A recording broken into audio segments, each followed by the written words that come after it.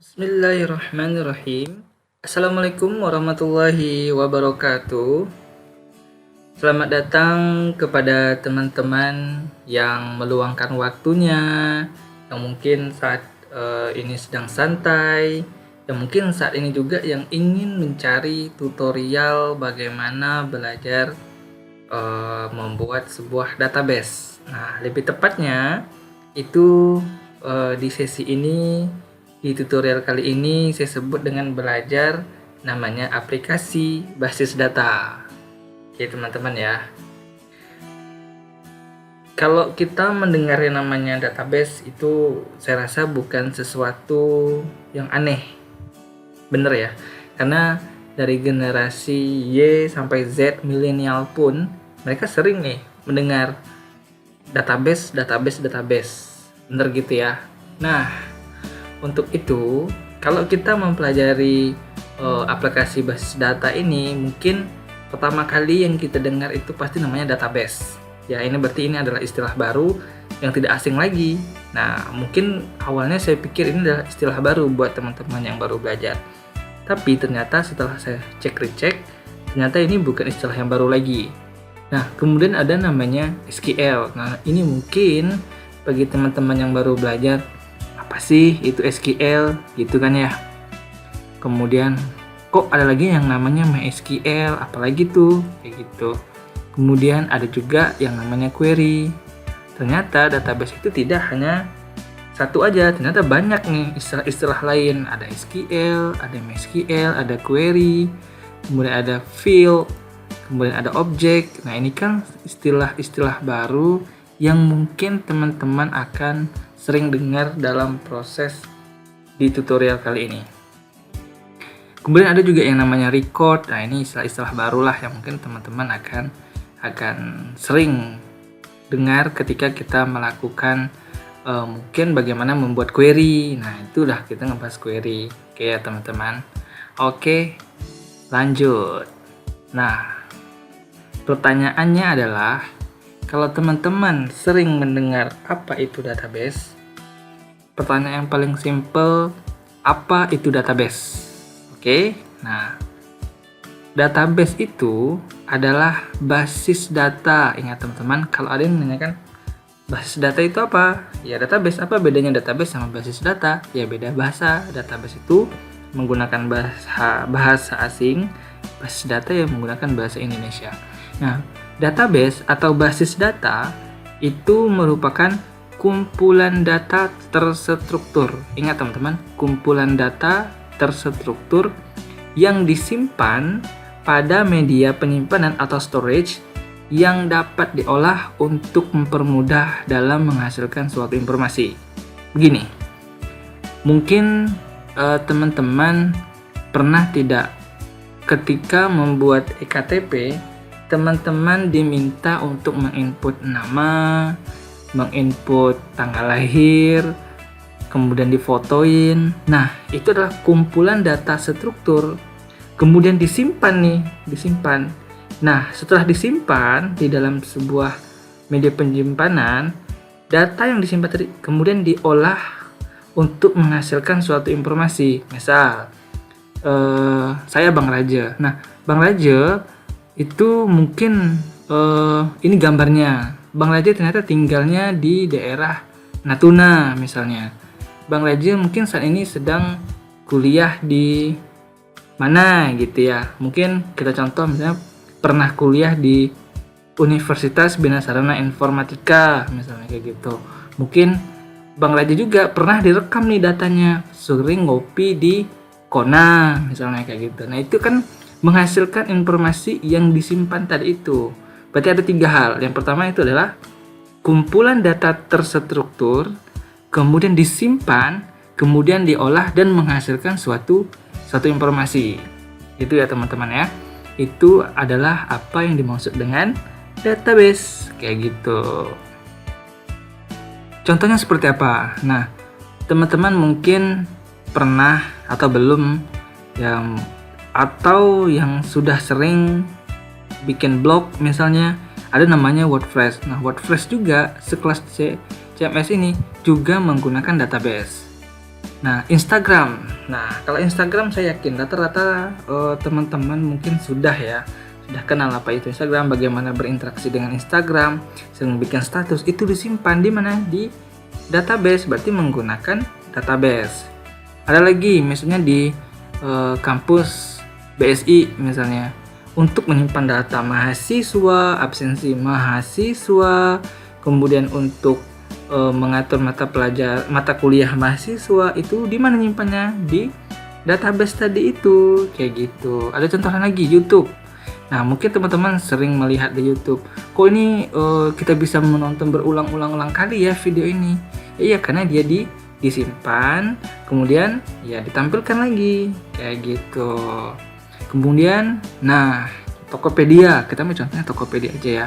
Ini namanya marketplace untuk proses transaksi jual beli, barang yang dibeli, barang yang diretur misalnya, barang yang bagus dan yang tidak bagus, itu kan semua informasi yang terstruktur disimpan di dalam database, kemudian untuk memberikan informasi kita sebagai pembeli, kayak gitu. Atau ada sosial media juga, Facebook juga sama menggunakan ya database, kayak gitu. Jadi hampir semua, bukan hampir, semuanya rata-rata program itu, hampir semua lah program itu menggunakan database. Ya kenapa? Karena untuk mempermudah diolah datanya, kemudian memberikan informasi. Oke teman-teman ya, saya rasa untuk pengertian database itu sendiri teman-teman sudah bisa. Oke, mantap. Kemudian untuk contohnya ya teman-teman sudah bisa nih membuat contohnya sendiri. Mungkin teman-teman bisa nih sebutin contoh-contoh lainnya yang menggunakan database. Silahkan teman-teman tulis aja di kolom komentar, ini contohnya menggunakan database, ini contohnya silahkan, kayak gitu ya. Intinya adalah kita sudah tahu dulu apa itu database tadi. Oke teman-teman, sama dengan halnya bahasa pemrograman teman-teman, database juga banyak sebenarnya, cuma yang populer itu tidak banyak, tidak semuanya populer. Nah, di sini saya ranking database dari tahun 2020. Ini diambil di bulan Februari. Ini kalau teman-teman mau lihat link sumber yang saya gunakan itu di keywords.com. Nah, teman-teman lihat di sini ada 10 database yang paling populer digunakan. Yang pertama itu ada namanya Oracle. Yang kedua itu ada namanya MySQL. Yang ketiga ada Microsoft SQL Server. Kemudian yang keempat itu ada PostgreSQL. Kemudian yang kelima ada MongoDB. Yang keenam ada IBM DB2. Yang kedelapan Elasticsearch. Berikutnya Redis, Microsoft Access, dan SQLite. Nah, ini adalah database yang populer, yang sering orang gunakan. Kita di sini akan fokus di MySQL. Nah, nanti kita belajar di MySQL saja karena ya rata-rata MySQL ini ya merupakan yang paling populer juga nih digunakan. Terutama ya contoh yang tadi itu, misalnya membuat di Wikipedia juga menggunakan, salah satu contoh menggunakan MySQL. Kemudian banyak perusahaan-perusahaan lain juga yang menggunakan MySQL gitu ya. Jadi kita fokusnya menggunakan MySQL saja karena ini ya mudah untuk dipelajari dan gratis juga, open source. Nah, gitu. Oke teman-teman ya. Oke teman-teman, kita kan sudah mengetahui apa itu database, contohnya seperti apa. Kita kan sudah mengetahuinya.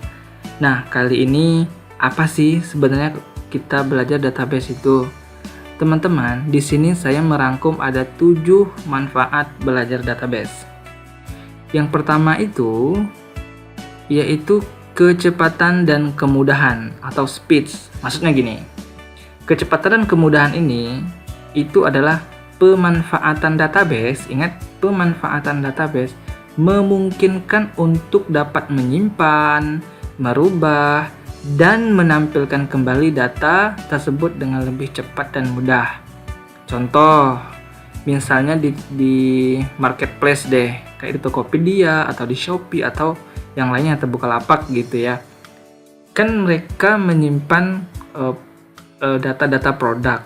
Kemudian bisa diedit juga harganya, bisa diedit juga mungkin ada diskonnya, kemudian ditampilkan kembali sehingga kita sebagai konsumen mudah menemukannya dan cepat kan. Nah, itu maksudnya kecepatan dan kemudahan.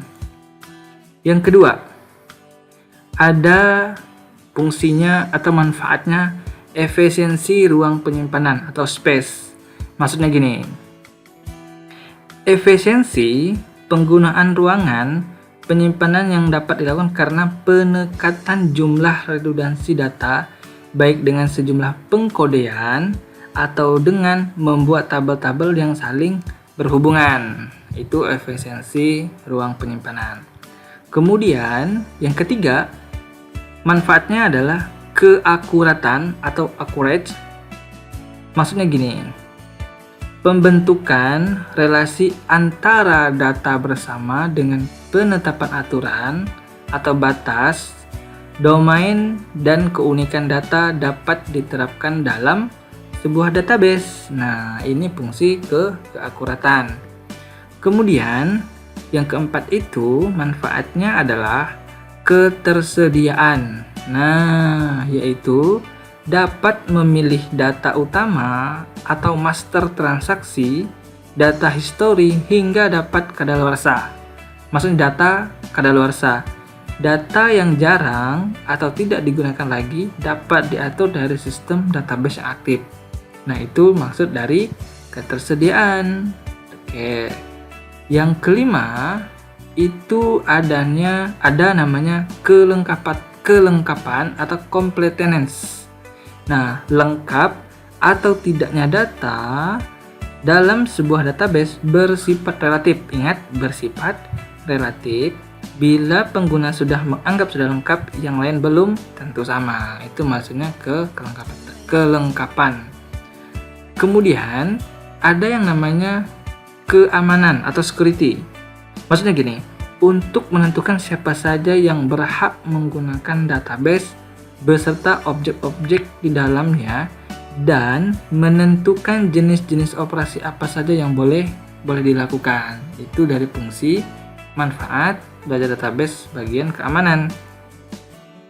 Dan yang terakhir itu adalah kebersamaan pengguna atau shareability. Maksudnya gini, database dapat digunakan oleh beberapa pengguna dan beberapa lokasi. Baik misalnya ada 10 pengguna misalnya, adalah satu di Pontianak, satu di Natuna, satu di Subi, satu di Jakarta, ya bisa dilakukan secara bersamaan.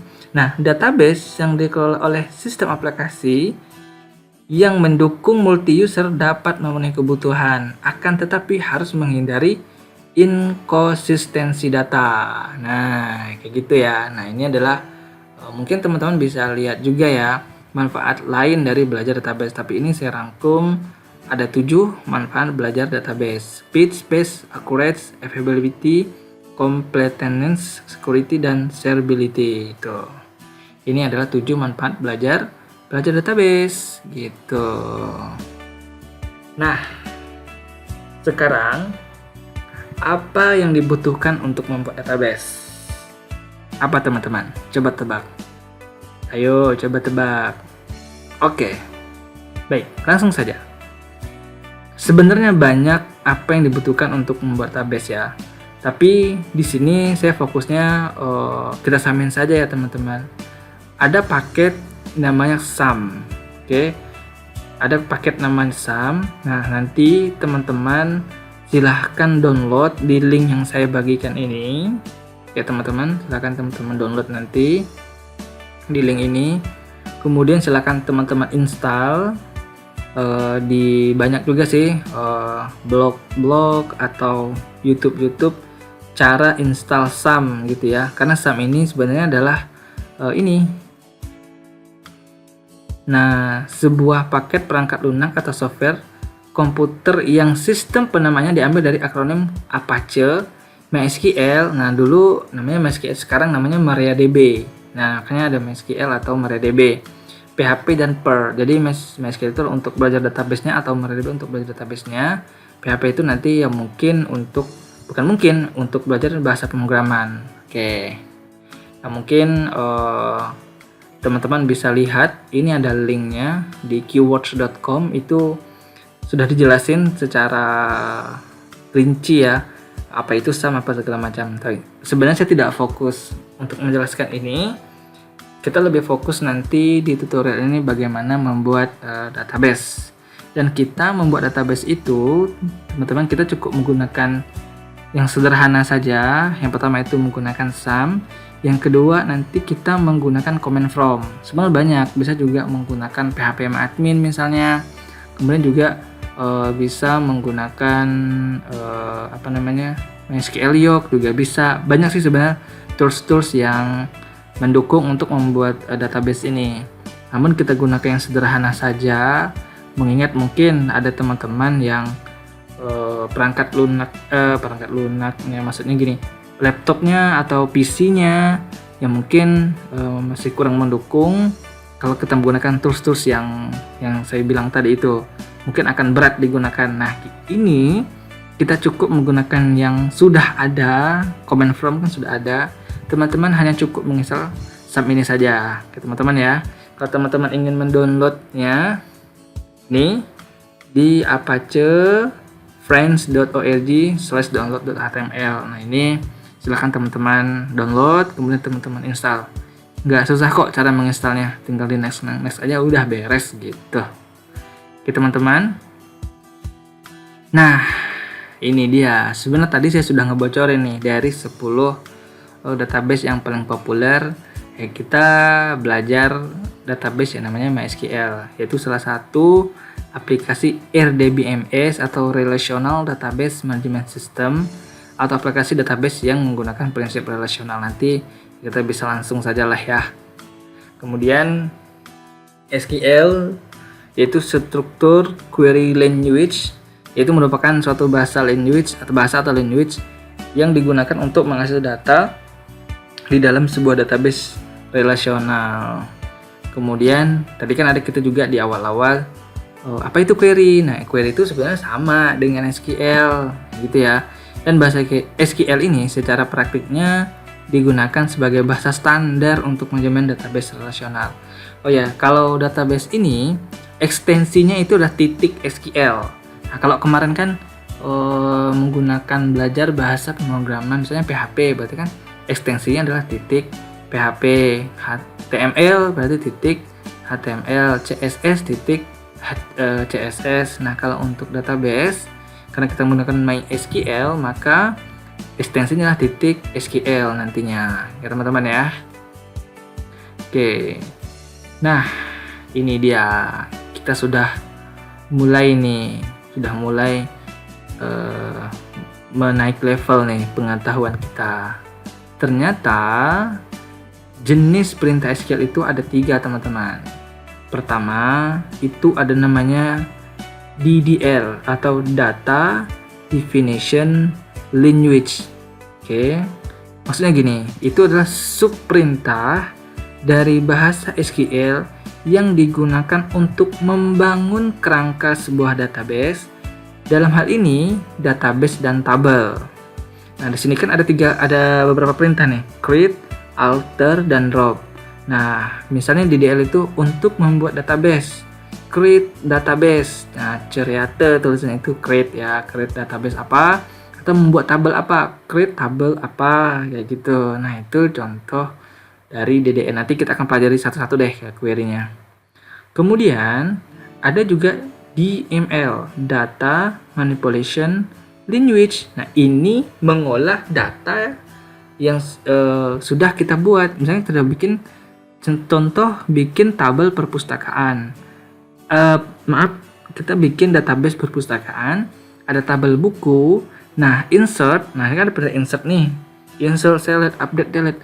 Bagaimana kita mengisi tabel buku yang kita buat. Misalnya nama bukunya web programming 1 dengan Bang Raja. Nah, itu kan insert. Kemudian bagaimana setelah kita isi tabelnya, kita tampilin menggunakan apa? Select. kemudian bisa di-update dan bisa dihapus atau delete. Itu dari DML. Itu bedanya DDL sama DML gitu ya. Kemudian ada juga namanya DCL atau Data Control Language. Nah, ini sebenarnya lebih ke fungsi untuk pengontrolan data dan server database-nya, seperti manipulasi user dan hak akses atau privilege. Nah, yang termasuk perintah ini cuma dua kali di CL itu ya, grant dan revoke. Oke teman-teman ya, ini yang akan kita pelajari nantinya. Oke, sekian teman-teman. Terima kasih sudah belajar di channel ini. Semoga ilmunya bermanfaat. Mungkin teman-teman bisa men-share juga video ini ke teman-temannya yang mungkin ingin belajar juga dan bingung nih, mau mulai dari mana nih belajar database ini. Kan kita sering dengar database tadi itu, saya pengen nih belajar database. Nah, ingat teman-teman, kalau teman-teman ingin berkecimpungan di dunia programmer, teman-teman harus wajib ngerti, wajib paham mengenai konsep database ini. Nah, teman-teman harus pandai juga bagaimana membuat query database itu. Itu wajib ya kalau teman-teman ingin berkecimpungan. Oke. Kemudian semoga kita selalu sehat ya teman-teman ya, karena video ini, tutorial ini dibuat mungkin saat ini sedang musim-musimnya wabah atau penyakit ya. Mudah-mudahan teman-teman kita yang menderita wabah ini semoga diangkatkan penyakitnya dan bisa sembuh kembali, dan kita selalu diberikan kesehatan ya teman-teman, amin. Dan juga terakhir dari saya, semoga kita selalu menebar kebaikan dan tetap belajar untuk meningkatkan kreativitas kita dan terus untuk berinovasi untuk memajukan daerah-daerah kita. Oke, baik, terima kasih teman-teman. Kemudian berikutnya di pertemuan selanjutnya itu kita akan belajar penulisan query di MySQL. Nah, teman-teman silahkan install dulu SAM yang saya maksud tadi itu. Nanti di pertemuan berikutnya kita langsung contoh nih. Kita langsung mengenal penulisan query-query yang ada di MySQL itu. Saya akhiri, saya Bang Raja sebagai instruktur teman-teman kali ini. Saya akhiri, assalamualaikum warahmatullahi wabarakatuh.